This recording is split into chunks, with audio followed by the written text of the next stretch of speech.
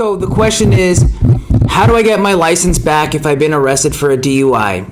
And what I'll do is I'll address a situation that's the most common for people, which is you have a first offense DUI and you've been convicted in court and you've lost your DMV hearing. And in that situation, you could get your license back after you do a couple things. Well, actually more than a couple things.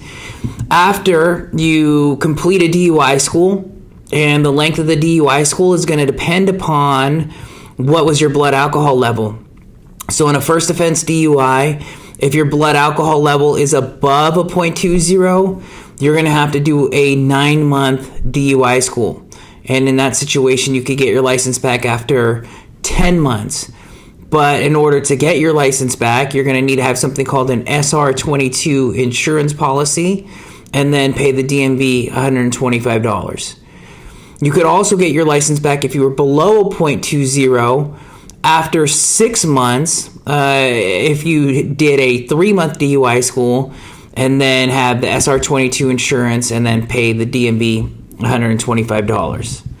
So that's a first offense DUI with, below a 0.20 BAC and above a 0.20 BAC. You could have a first offense DUI where there's an injury and then you wouldn't be able to get your full license back until after 1 year has passed. Okay. Now, you're eligible for something called a restricted license, and you could get that restricted license even though you don't have your full license back. So for those of you who are wondering, you shouldn't have to have any period of time where you cannot drive because of a DUI in California, assuming that you didn't refuse to do any blood or breath tests. Okay, you can get a restricted license, but in order to have the restricted license, you're generally going to need something called an ignition interlock device in your car.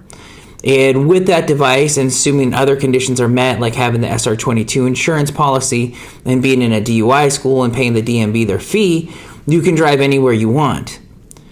There's another type of restricted license where you don't have to have the ignition interlock device in your car, but then you're going to be restricted to where you can drive. So instead of being able to drive anywhere, you're only going to be able to drive to and from work during the scope of work and to the DUI school.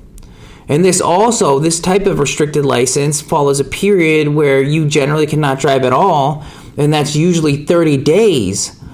So that's called a full, hard suspension, no driving at all, and then you could get the restricted. So most of my clients are preferring to get the ignition interlock device because it allows them to get a restricted license, drive anywhere they want, and not have to worry about driving illegally.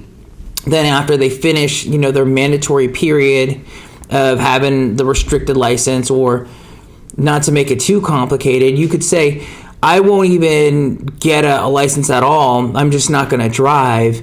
And if you have a first offense DUI, then you can say, okay, if my BAC was below 0.20, I won't do a DUI school. This assumes you're not convicted in court. And then get your license back after a period of 4 months.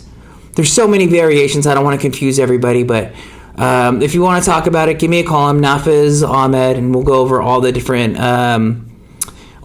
rules. There's a lot of rules.